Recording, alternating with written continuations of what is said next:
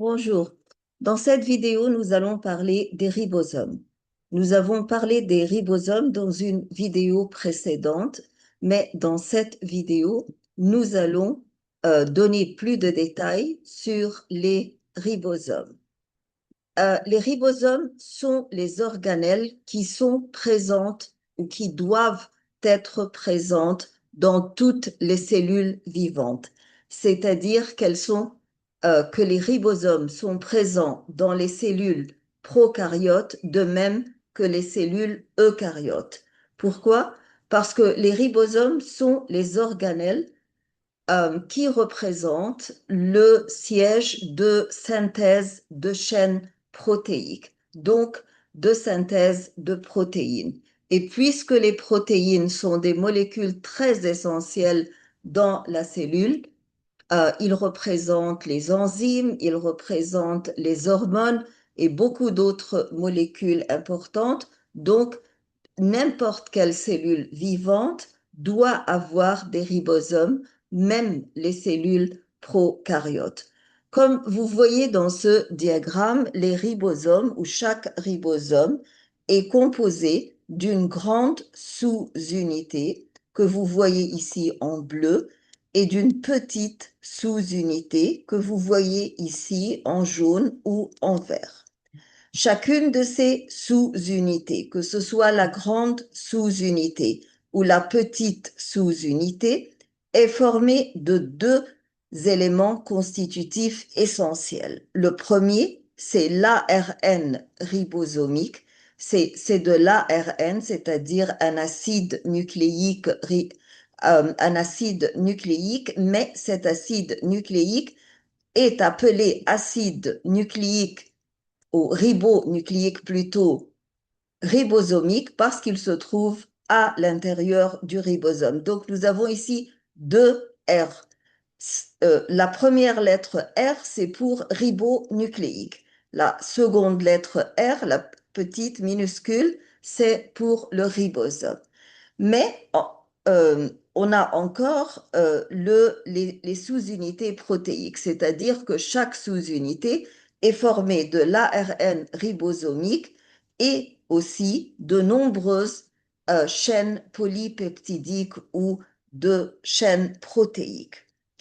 La même chose, bien sûr, se trouve dans la petite sous-unité. La différence entre la grande sous-unité et la petite sous-unité n'est pas seulement les dimensions, mais c'est aussi la densité, comme on va le voir dans les diapositives suivantes. Donc, les ribosomes, ou chaque ribosome est composé de polypeptides, c'est-à-dire ce sont des polypeptides ribosomiques, mais qui sont synthétisés dans le cytoplasme, comme on le fait normalement pour toutes les chaînes polypeptidiques dans la cellule. Et ensuite, elles vont quitter le cytosol et retourner au noyau à travers les pores nucléiques. Pourquoi est-ce que ces chaînes polypeptidiques ribosomiques on les appelle ribosomiques parce qu'elles sont constitutives du ribosome, mais pas parce qu'elles sont synthétisées dans le ribosome. Toutes les chaînes polypeptidiques, que ce soit des chaînes polypeptidiques qui vont former des enzymes ou des hormones ou n'importe quelle autre molécule fonctionnelle ou structurelle, et même les polypeptides qui forment les ribosomes, toutes ces chaînes-là sont formées et synthétisées dans le cytosol. Mais ces polypeptides sont appelées ribosomiques parce qu'elles vont faire partie du ribosome. Et puisque le ribosome est assemblé dans le noyau, donc ces chaînes polypeptidiques sont synthétisées dans le cytosol, mais elles doivent retourner euh, euh, au noyau et en particulier au nucléole dans le noyau pour être assemblées avec les autres composants ribosomiques qui sont les molécules d'ARN ribosomiques. Donc les deux constitutifs ou les deux éléments constitutifs des ribosomes sont les polypeptides qui sont synthétisés dans le cytosol et retournent au nucléole et l'ARN ribosomique qui, lui, est transcrit d'un gène qui se trouve déjà dans le noyau. L'ARN ribosomique transcrit à partir d'un gène à l'intérieur du noyau et les polypeptides ribosomiques qui retournent au noyau vont être assemblés tous les deux ensemble dans une partie très spéciale du noyau qui s'appelle le nucléole pour former le ribosome, et on a expliqué ça clairement et en détail dans la vidéo précédente. Chaque ribosome se compose d'une sous-unité 60S, qui est la grande sous-unité, et d'une sous-unité plus petite que l'on appelle 40S. S, c'est l'unité de densité. Donc, la grande sous-unité a une densité plus haute que la petite sous-unité. Et ça, c'est la différence essentielle entre les deux sous-unités. Et vous savez bien sûr que la densité, c'est-à-dire c'est la masse qui se trouve dans une seule unité de volume. Euh, cette division que je viens d'expliquer, qui est 60S pour la grande sous-unité et 40S pour la petite sous-unité, cela s'applique à l'être humain, c'est-à-dire les ribosomes qui sont présents dans les cellules de l'être humain. Mais dans les prokaryotes, la sous-unité, la grande sous-unité, a une densité de 50S, alors que la petite sous-unité a une densité de 30S. Les ribosomes qui se trouvent dans la cellule peuvent être libres, non attachés, flottant dans le cytosol, ou bien fixés à une autre organelle. Et cette organelle, c'est le réticulum endoplasmique. Le réticulum endoplasmique qui porte les ribosomes est bien sûr rugueux, il n'est pas lisse, et on l'appelle, comme on l'a expliqué dans la vidéo précédente, le réticulum endoplasmique granuleux ou rugueux. Ici, on peut voir une image agrandie du noyau, et tout autour du noyau, nous voyons les canaux membraneux du réticulum endoplasmique rugueux, et nous voyons attaché à la membrane de ce réticulum endoplasmique rugueux, nous voyons les ribosomes. Les ribosomes, donc, qui sont attachés au réticulum endoplasmique et transforment le réticulum endoplasmique d'un réticulum lisse à un réticulum rugueux ou granuleux. Comme vous le savez, des vidéos précédentes, surtout les vidéos sur la biologie moléculaire, que les ribosomes sont les principaux sites de la synthèse des protéines. Dans le ribosome, on traduit l'ARN messager en chaînes polypeptidiques, comme vous le voyez ici, et ces chaînes polypeptidiques vont se replier et vont acquérir toutes les dimensions de la hiérarchie des protéines, c'est-à-dire la structure primaire, la structure secondaire et la structure tertiaire.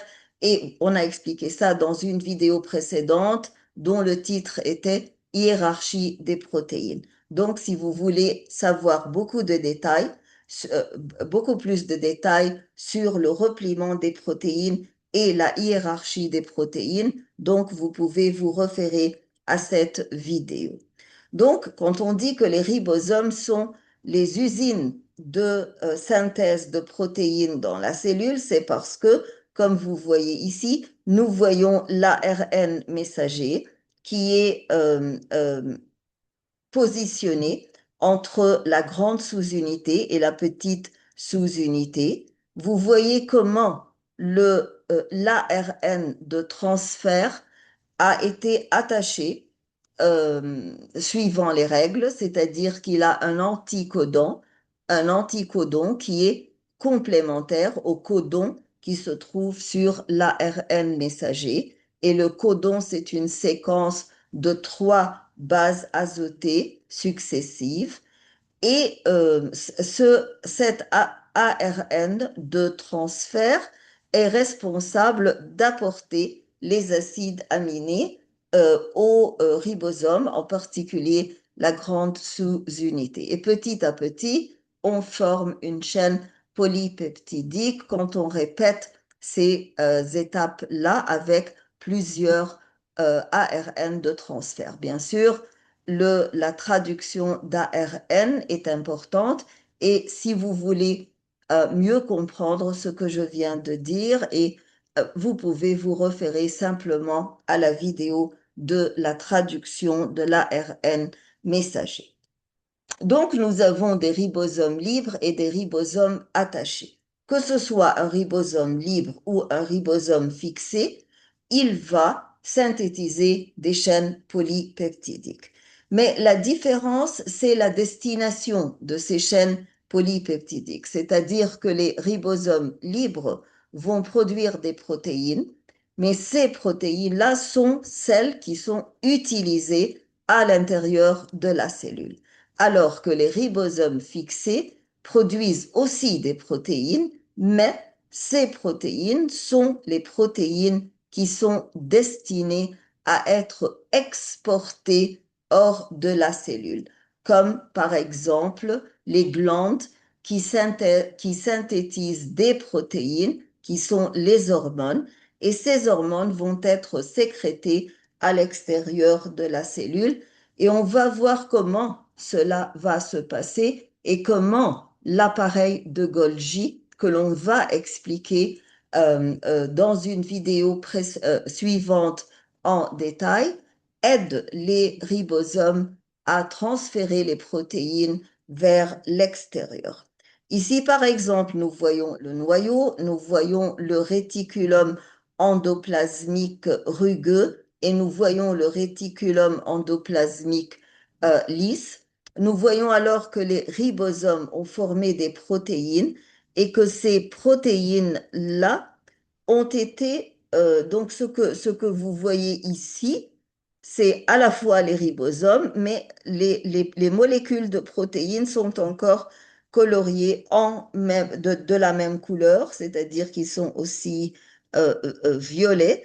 Donc la différenciation est très difficile, mais il faut savoir que ça, ce sont les ribosomes qui synthétisent les protéines et ensuite, pour que les protéines puissent arriver à l'appareil de Golgi, donc vous pouvez voir, vous pouvez constater tout de suite que il n'y a pas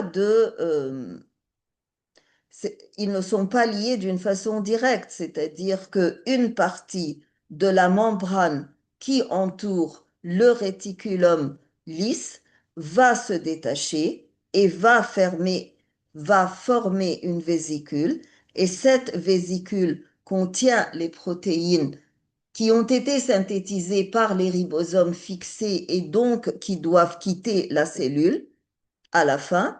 Et ces vésicules-là sont appelées des vésicules de transport. Donc les vésicules de transport, c'est quoi? Ce sont de toutes petites organelles membraneuse dont la membrane a été détachée. Une toute petite partie de la membrane du réticulum lisse a été détachée pour former cette vésicule qui contient à l'intérieur les protéines qui doivent être transportées. Et c'est pour ça que l'on appelle ces vésicules-là vésicules de transport. Et cela nous montre quelque chose d'important, c'est que les protéines ne peuvent pas se promener dans la cellule sans être contenu dans une vésicule de transport. La vésicule de transport va s'approcher de l'appareil Golgi et la membrane va se fusionner avec les membranes de l'appareil de Golgi parce que, comme vous le voyez, l'appareil de Golgi est formé de beaucoup de saccules aplaties que l'on appelle les citernes, et, et donc la membrane ici va se fusionner avec les membranes de Golgi. Et donc, ça, c'est ce qu'on appelle l'équilibre positif de la membraneuse, c'est-à-dire que l'on est en train d'ajouter de la membrane à l'appareil Golgi.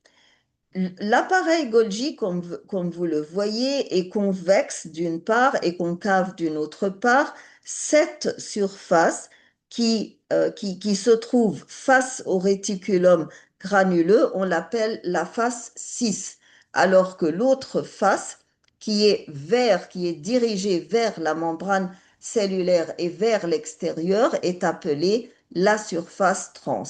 Donc, les deux se fusionnent, les deux membranes se fusionnent vers la surface 6 et à l'intérieur de l'appareil Golgi, la fonction la plus importante de l'appareil de Golgi, c'est de modifier les protéines, c'est-à-dire de faire des changements chimiques pour que ces protéines-là soient prêtes à être exportées à l'extérieur des cellules. Quand ils sont prêts, c'est-à-dire ils ont été modifiés chimiquement, ils ont été repliés d'une façon qui leur permet de fonctionner d'une façon optimum, donc ils vont quitter Golgi. Mais pour quitter Golgi, ils doivent quitter dans une autre vésicule, c'est-à-dire ici on a ajouté une partie de membrane, ici on va enlever une une partie égale de membrane pour former une vésicule qui contient les protéines qui vont être exportées. Mais cette fois-ci, ces vésicules ne seront pas appelées des vésicules de transport, mais elles seront appelées des vésicules de sécrétion, puisqu'elles vont, donc tout d'abord, elles se sont détachées de Golgi, donc ça, c'est un balance négative de membrane. Et ensuite, ici, ils vont s'ajouter, encore une fois, c'est-à-dire que la membrane de la vésicule de sécrétion va se fusionner avec la membrane cellulaire. Et quand elle se fusionne, elle ouvre, elle est ouverte et elle donc libère tout le contenu qui est les protéines, la sécrétion, par exemple les hormones dans le liquide extracellulaire ou le fluide extracellulaire. Donc, les ribosomes du réticulum endoplasmique rugueux sont attachés et ils sont attachés à la face externe parce que tous les diagrammes vous donnent l'impression qu'ils sont sur la surface interne. Non, ils sont sur la face externe, c'est-à-dire les ribosomes sont déjà orientés vers le cytosol et ils ne sont pas orientés sur la face interne.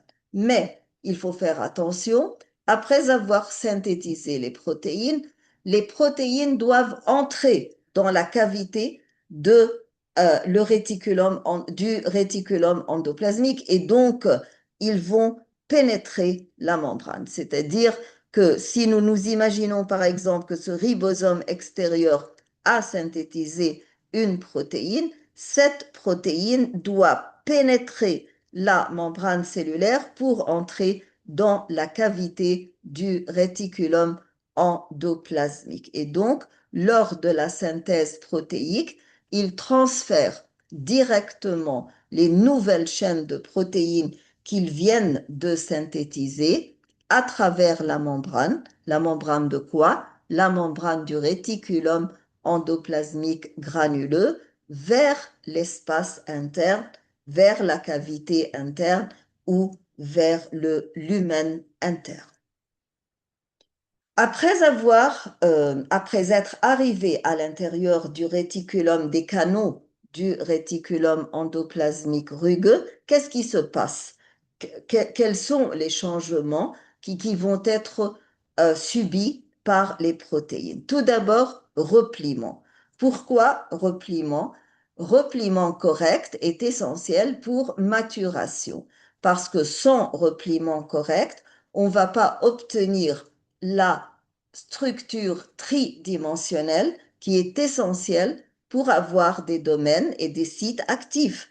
Donc, les protéines doivent adopter leur conformation tridimensionnelle terminale qui est la conformation fonctionnelle, c'est-à-dire la seule conformation qui permet aux protéines de fonctionner normalement. Et ce processus de repliement et de maturation, donc, se passe au sein du lumen du réticulum endoplasmique, c'est-à-dire à l'intérieur de la cavité du réticulum endoplasmique.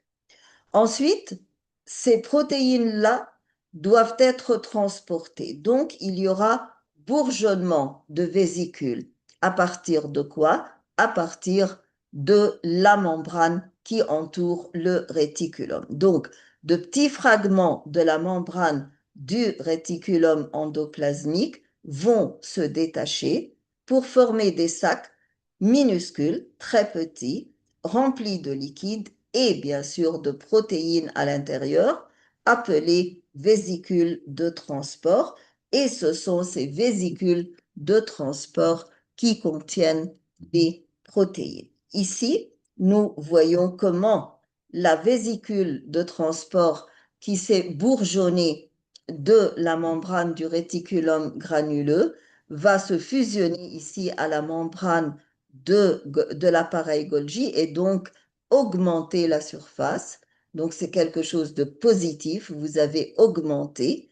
Et comment à l'autre côté, qui est le côté trans, qui est vers la membrane cellulaire, ces mêmes protéines vont être bourgeonnées dans une nouvelle vésicule qui a été bourgeonnée à partir de la membrane des saccules aplaties du Golgi et qui vont se séparer euh, et passer à travers le cytosol pour arriver à la membrane cellulaire. Et c'est ça le processus de sécrétion dont on a parlé tout à l'heure. Donc, le transport vers l'appareil de Golgi, comment est-ce qu'il se passe? Les vésicules de transport traversent le cytoplasme. Bien sûr, ces vésicules de transport contiennent les protéines que l'on veut transporter et se fusionnent avec l'appareil de Golgi. Et donc, ils y acheminent les protéines pour leur conditionnement final, parce que tous les changements nécessaires que la protéine doit subir avant de quitter la cellule se passe dans l'appareil de Golgi. Donc, toute modification terminale et finale des protéines dans leur forme finale se passe dans l'appareil de Golgi, à l'intérieur des saccules de l'appareil de Golgi. Ensuite, l'appareil de Golgi a une autre fonction, c'est-à-dire la fonction de Golgi, c'est pas seulement de modifier les protéines, mais aussi de les transporter vers leur destination finale, c'est-à-dire de les expédier dans de nouvelles vésicules. Et ces nouvelles vésicules sont entourées de membranes plasmiques et cette membrane plasmique a été détachée de l'appareil de Golgi. Mais cela ne fait aucun dommage à l'appareil de Golgi, c'est-à-dire cette membrane qui a été détachée n'est que le contraire de ce qui s'est passé à la surface 6. À la surface 6, on a ajouté une membrane et à la surface trans, on a enlevé une même quantité de membrane et d'ici vient l'équilibre membraneux. Et le but, bien sûr, c'est la libération de ces sécrétions à l'extérieur de la cellule ou bien le transport vers une autre organelle. J'espère que vous avez trouvé cette vidéo utile. Cliquez sur like, s'il vous plaît, écrivez vos commentaires, partagez-la avec vos camarades et vos collègues et abonnez-vous à la chaîne si vous ne vous êtes pas encore abonné. Merci et à bientôt.